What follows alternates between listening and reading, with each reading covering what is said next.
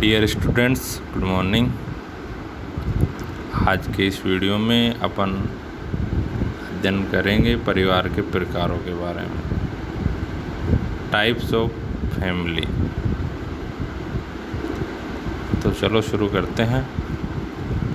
विभिन्न समाजों में यानी कि अलग अलग समाजों में परिवार के अनेक रूप देखने को मिलते हैं, जो कि वहाँ की भौगोलिक, सामाजिक, सांस्कृतिक, आर्थिक एवं राजनीतिक परिस्थितियों का परिणाम होती है। सदस्यों की संख्या, विवाह के स्वरूप एवं परिवार में स्त्री पुरुषों की सत्ता, निवास और वंशनाम आदि के आधार पर परिवारों को विभिन्न प्रकारों में वर्गीकृत किया जाता है या किया गया है। विभिन्न कसौटियों के आधार पर हम परिवार को निम्न प्रकार से वर्गीकृत कर सकते हैं। पहला है संख्या के आधार पर।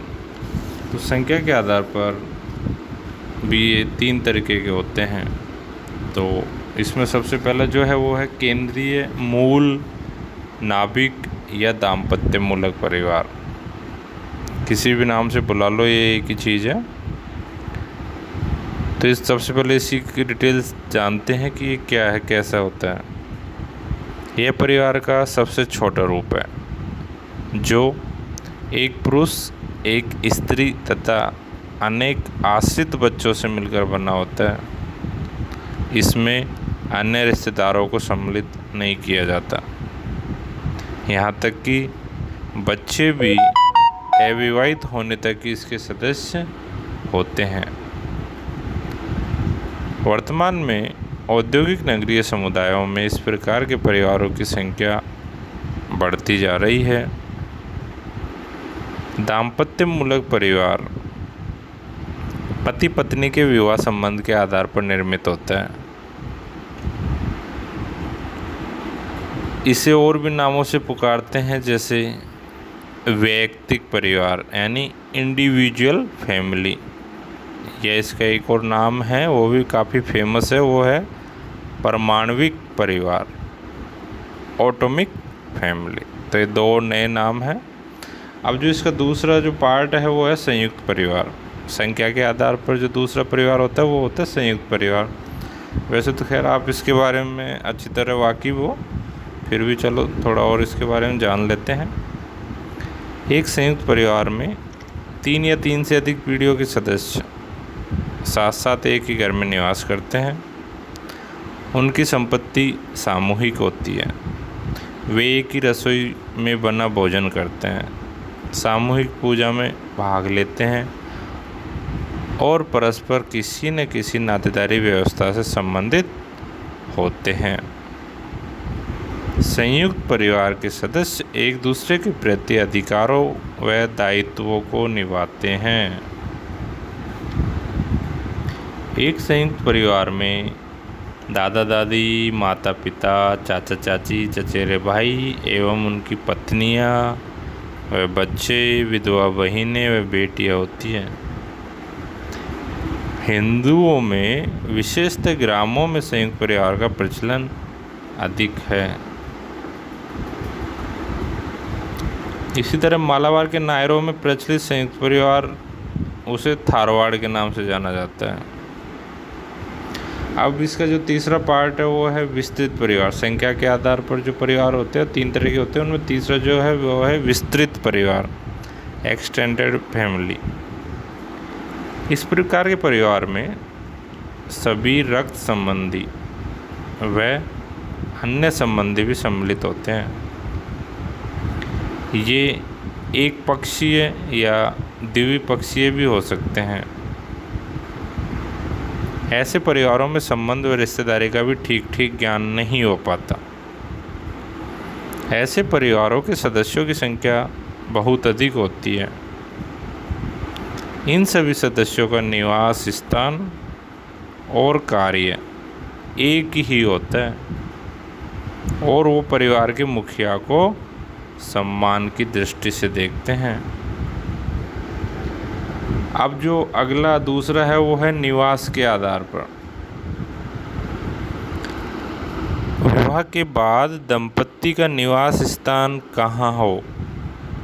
कहाँ होता है, इस आधार पर भी परिवारों का वर्गीकरण किया गया है। तो इस तरह परिवारों को पितृस्थानीय परिवार, मातृस्थानीय परिवार, नवस्थानीय परिवार, मातृ पितृस्थानीय परिवार, मामा स्थानीय और द्वितीय स्थानीय परिवारों में बांटा गया है। तो सबसे पहले देखते हैं पितृस्थानीय परिवार। यदि विवाह के बाद पत्नी अपने पति व उसके माता पिता के साथ रहने लगती है तो उसे हम पितृस्थानीय परिवार कहते हैं, यानी कि पति के पिता। हिंदुओं, मुसलमानों व भील तथा कई पितृवंशी परिवारों में यह प्रथा पाई जाती है। दूसरा है मातृस्थानीय, जो इसका उल्टा हो जाएगा। जब विवाह के बाद पति पत्नी के साथ उसके माता पिता के निवास स्थान पर रहने लगता है, पत्नी और पत्नी के माता पिता के साथ पति जब रहने लग जाता है तो उसे कहते हैं मातृस्थानीय परिवार। इस प्रकार के परिवार भारत में मालाबार के नायरों, यानी मालाबार तट है ना वहाँ केरल की तरफ, वहाँ की नायर जनजाति में, और मेघालय की जो गारो और खासी जनजाति है उनमें भी देखने को मिलते हैं। अब जो इसका अगला है वो है नवस्थानीय परिवार।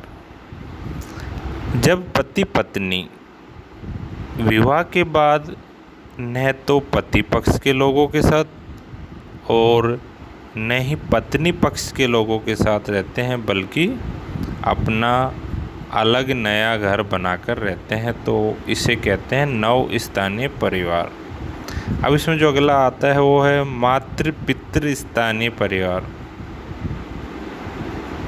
कई समाजों में नवविवाहित दंपति पति या पत्नी में से किसी एक के भी साथ रहने को बाध्य नहीं होते, बल्कि दोनों में से किसी के भी साथ रह सकते हैं और बाध्य नहीं होते, उनकी इच्छा है वो किस पक्ष के साथ रहे। ऐसे परिवारों को कहते हैं मातृ पितृ स्थानीय परिवार। अब इसका जो अगला है वो है मामा स्थानीय परिवार, जैसे कि इसमें नाम से ही समझ सकते हो आप। ऐसे परिवार में नवविवाहित दंपति पति के माँ के भाई अर्थात पति के मामा के परिवार में जाकर रहने लगते हैं। ऐसा ट्रोबियांडा द्वीपवासियों में देखने को मिलता है, जहाँ पे भांजा अपनी पत्नी सहित मामा के यहाँ रहने को चला जाता है। अब इसका जो अगला है वो है द्वितीय स्थानीय परिवार। कुछ स्थानों पर ऐसे परिवार है जहाँ विवाह के बाद पति पत्नी अपने अपने जन्म के परिवारों में ही रहते हैं। ये भी एक अलग तरह का परिवार है। ये कहाँ पे पाया जाता है इस तरह का? लक्षद्वीप में, केरल में और अशांति जनजाति में इस प्रकार के परिवार पाए जाते हैं। पति रात्रि को अपनी पत्नी के घर जाता है, परंतु दिन में वह अपने जन्म के परिवार में ही रहता है। कुछ मानव शास्त्री इसे नाटो लोकल परिवार भी कहते हैं। अब परिवार के जो तीसरा प्रकार है वो है अधिकार के आधार पर, अथॉरिटी के आधार पर। परिवार में माता पिता में से किसकी सत्ता चलती है या किसे अधिक अधिकार प्राप्त है, इस आधार पर परिवारों को दो भागों में बांटा गया है। पहला है पितृसत्तात्मक परिवार। ऐसे परिवारों में सत्ता एवं अधिकार पिता व पुरुषों के हाथों में होते हैं, वे ही परिवार का नियंत्रण करते हैं। दूसरा है मातृसत्तात्मक परिवार। ऐसे परिवारों में पितृसत्तात्मक के विपरीत माता या स्त्री में ही अधिकार तथा सत्ता मौजूद होती है, निहित होती है। वही पारिवारिक नियंत्रण बनाए रखने का कार्य करती है। कभी कभी कोई पुरुष भी उसकी तरफ से यह कार्य कर सकता है। कहीं पर स्त्रियों को यह अधिकार वास्तविक है तो कहीं नाम मात्र की। ठीक है ना। तो ये हो गया मातृ सत्तात्मक परिवार। भारत में मातृ सत्तात्मक परिवार के कुछ उदाहरण देखने को मिलते हैं। तो एक तो नायर परिवार, मालाबार एरिया में जो नायर जनजाति है ना, उसमें मातृ सत्तात्मक परिवार पाए जाते हैं। और जब ये संयुक्त रूप में होते हैं ना, तो इसे वहाँ की मलयालम भाषा में तारवाड़ या थारवाड़ के नाम से जाना जाता है। और इनमें से जो कोई एकाकी परिवार यानी सिंगल परिवार होता है उसको तावजी के नाम से जाना जाता है, तावजी के नाम से। ठीक है। और दूसरा जो गारो जनजाति में देखने को मिलता है, गारो जनजाति असम में निवास करती है। गारो लोग मातृ सत्तात्मक है। वे अपनी उत्पत्ति किसी स्त्री पूर्वज से मानते हैं। उत्तराधिकार पुत्रों को नहीं बल्कि पुत्रियों को मिलता है यहाँ पे।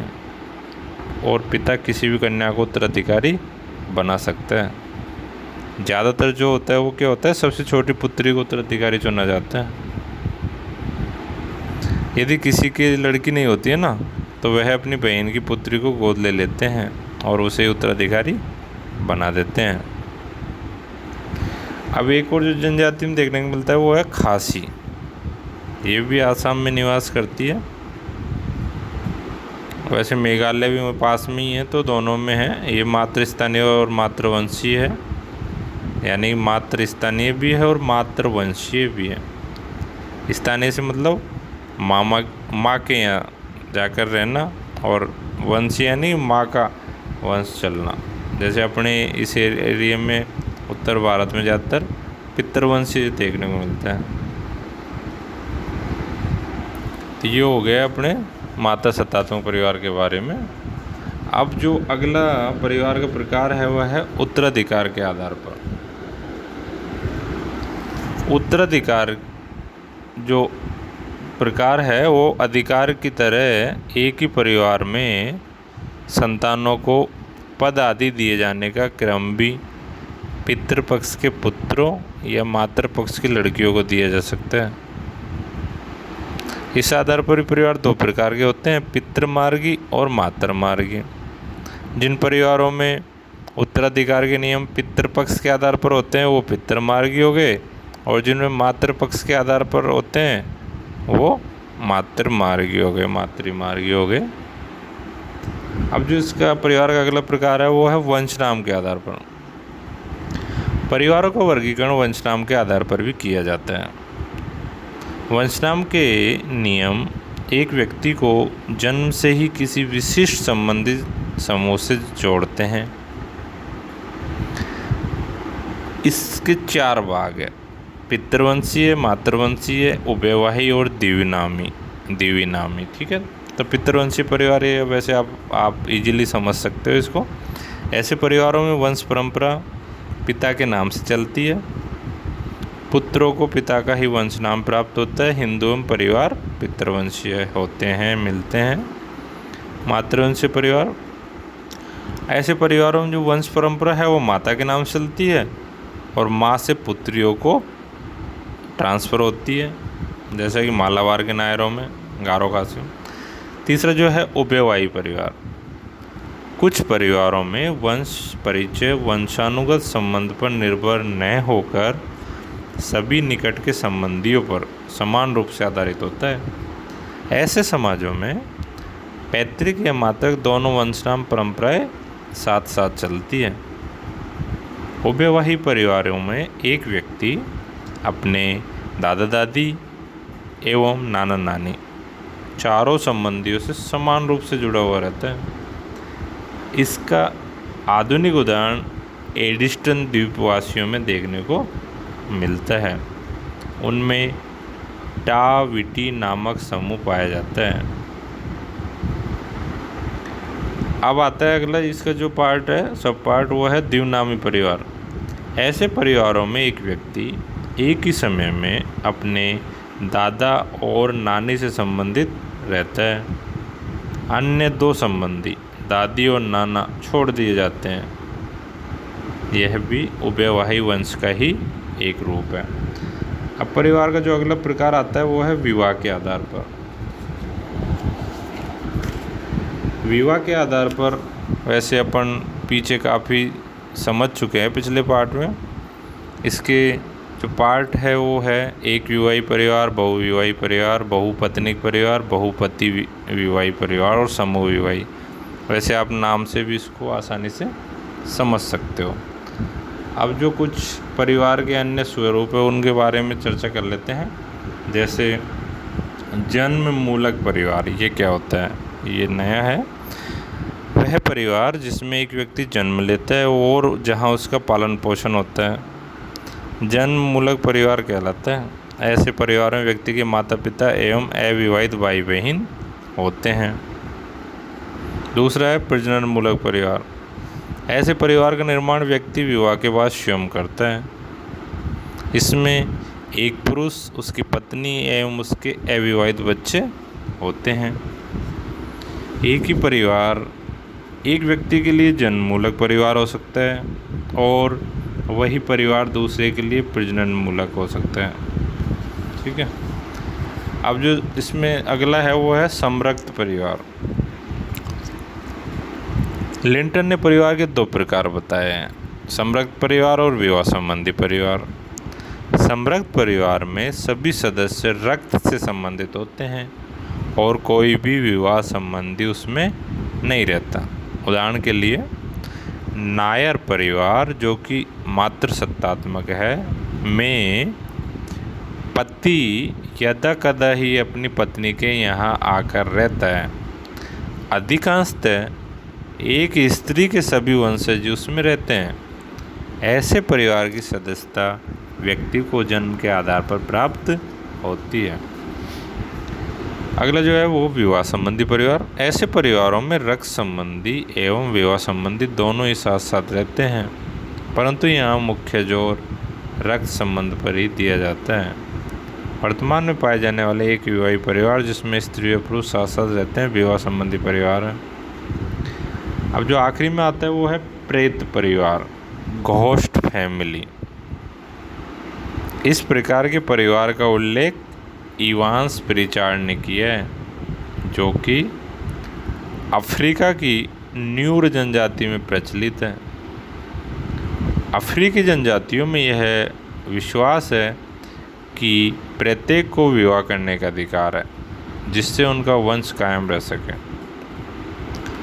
कभी कभी विवाह से पूर्व ही किसी व्यक्ति की मृत्यु हो जाती है या किसी पुरुष के केवल लड़कियां ही होती है या उसके लड़के बड़े होने से पूर्व ही मर जाते हैं। ऐसी परिस्थिति में उसके निकटतम बंधुओं का यह कर्तव्य होता है कि वे उन मृत पुरुषों के नाम पर विवाह करें। ऐसे विवाह से उत्पन्न संतानें मृतक की मानी जाती है। न्यूर लोगों में एक विवाह प्रथा प्रचलित है, इसलिए एक पति का भी कोई उत्तराधिकारी नहीं होगा और किसी अन्य संबंधी को उसके लिए भी प्रेत विवाह करना होगा। इवांस प्रिचार्ड ने न्यूर लोगों में विवाहों की संख्या भी उतनी ही पाई जितनी संख्या साधारण विवाहों की थी।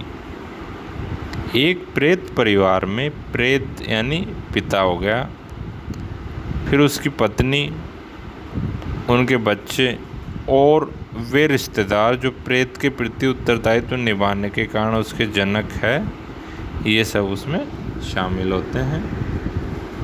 धन्यवाद।